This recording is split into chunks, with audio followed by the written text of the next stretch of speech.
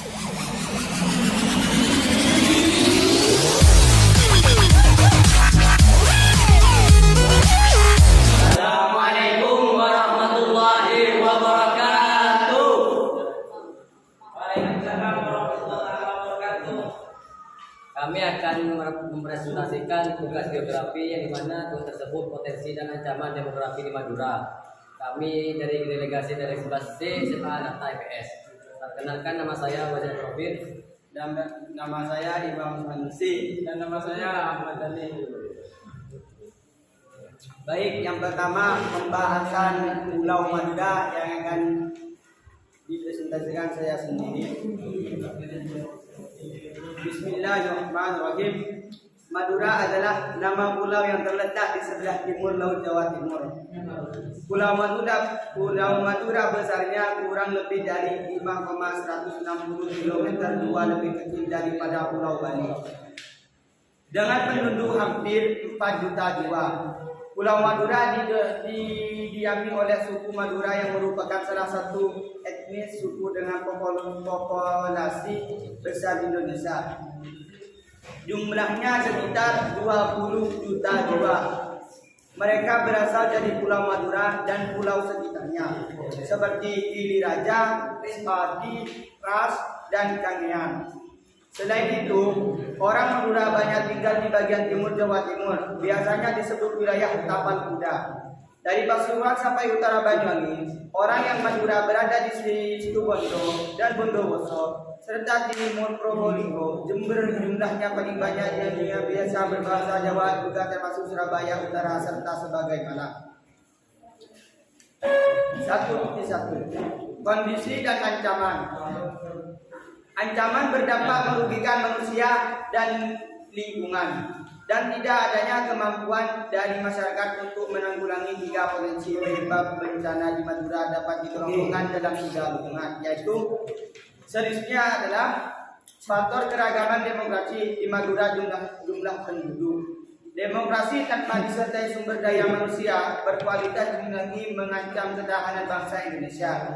Karena itu, perbaikan mutu pendidikan dan gizi masyarakat harus menjadi prioritas dalam pembangunan.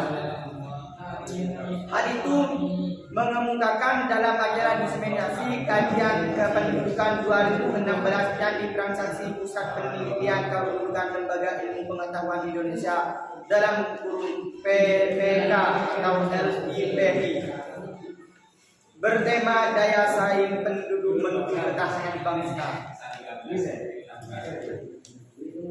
Demografi tidak hanya memberikan manfaat dari aspek potensi pasar sebagai konsumen aktif, tapi juga sebagai potensi tenaga kerja produktif.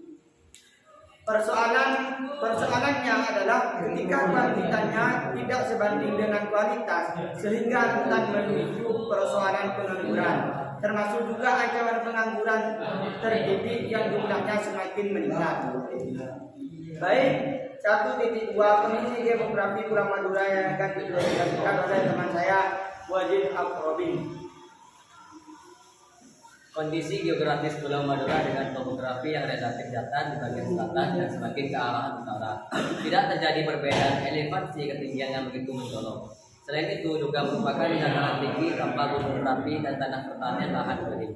Komposisi tanah dan curah hujan yang tidak sama di daerah-daerah yang tinggi letaknya justru terlalu banyak, sedangkan di daerah yang rendah malah kekurangan. Dengan demikian mengakibatkan Madura kurang memiliki tanah yang subur. Secara geologis, Madura merupakan lanjutan bagian utara Jawa, lanjutan dari pegunungan Kapur yang terletak di sebelah utara dan sebelah selatan Lembah Sulur. Bukit-bukit Kapur di Madura merupakan bukit-bukit yang lebih rendah, lebih kasar dan lebih bulat daripada bukit-bukit di Jawa, dan letaknya pun lebih berlaku. Luas keseluruhan Pulau Madura kurang lebih 5.168 km², atau kurang lebih 10% dari luas daratan Jawa Timur. Adapun panjang daratan kepulauannya dari ujung barat di Kamal sampai dengan di ujung timur di Kaliangan sekitar 180 km, dan lebarnya berkisar 40 km. Pulau ini terbagi dalam 4 wilayah kabupaten dengan luas wilayah untuk Kabupaten Bakalan 1.144,75 km², terbagi dalam 8 wilayah kecamatan. Kabupaten Sampang berluas wilayah 1.321,86 km², terbagi dalam 12 kecamatan. Kabupaten Pamekasan memiliki luas wilayah 844,19 km², yang terbagi dalam 13 kecamatan. Dan Kabupaten Sumeneb atau yang terakhir adalah mempunyai luas wilayah 1.857,530 km², terbagi dalam 27 kecamatan yang tersebar di wilayah daratan dan kepulauan. 1.3 Kondisi alam Madura. Madura yang terkenal sebagai pulau garam sebenarnya tak jauh dari Surabaya. Namun kecantikannya sudah terlupakan. Padahal jembatan Suramadu pun sudah cukup indah membentang menghubungkan Surabaya dengan Madura. Mungkin karena cuacanya kesannya selalu panas membakar kulit. Mungkin juga kesan sifat penduduknya yang terkenal keras, atau mungkin memang menganggap pulau itu tidak ada yang bisa dilihat. Iklim di Madura sangat panas sama seperti Surabaya, namun di dataran tingginya tetap sejuk. Penduduknya juga ramah warna terang, dipengaruhi oleh kondisi alam pulau yang cenderung gersang, sehingga menampilkan warna-warni terang agar supaya tidak menjadi semakin suram. Baik, 1.4 akan peta Madura akan dilanjutkan kepada Ahmad Jalil.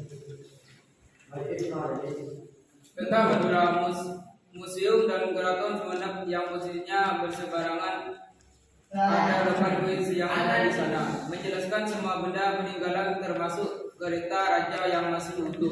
Di Keraton Sumeneb terdapat pemandian di Taman Sare yang dulunya adalah tempat mandi putri raja. Dari siangkur tak terasa karena setiap tempat bagian menarik untuk diketahui. Maka siang kali ini berada di sekitar kolam mandian kelenteng. Ini unik karena ada musolanya di dalam. Ada pula pura dengan replika Borobudur. Berpos di lokasi ini hasilnya menakjubkan karena seolah tampak di luar negeri. Madura banyak menyimpan kekayaan alam dan budaya yang begitu cantik. Ada yang mau ditanyakan tentang peta Pulau Madura atau Kondisi geografis Pulau Madura? Saya di sini akan bertanya kepada kelompok 2, yaitu pertanyaannya, kenapa Pulau Madura disebut dengan sebutan Pulau Garam? Baik, saya akan menjawab pertanyaan Mas Rofiki. Oke. Karena Pulau Madura itu dikelilingi oleh laut atau sekitar laut itu pantai, dan masyarakat Madura sangat pintar untuk mengelolanya. Justru itu para orang Jawa itu menyebut Pulau Madura sebagai Pulau Garam karena banyak memproduksi garam. Baik, saya perwakilan dari kelompok 6. Saya ingin bertanya kepada saudara Imam, ada berapa wisata yang diketahui termasuk yang ada di Sampang? Terima kasih. Oke, saya akan mau menjawab pertanyaan dari Fikri. Coba sebutkan wisata yang ada di Sampang. Baik, soal itu saya tidak bisa menjawabkan semuanya, tapi akan memberitahukan sebagiannya wisata yang ada di kota Sampang. Di antaranya yaitu hutan Wadung Ranipah dan Gua Lebar dan Camplong dan sebagainya. Cuman bisa saja yang saya dapat sampaikan atas pertanyaan dari Mas Yudi. Puas. Alhamdulillah puas. Terima kasih. Dan sekian dari presentasi kelompok kami. Apabila ada kata-kata yang tidak berkenan di hati Anda, mohon maaf sebesar-besarnya. Assalamualaikum Waalaikumsalam warahmatullahi wabarakatuh.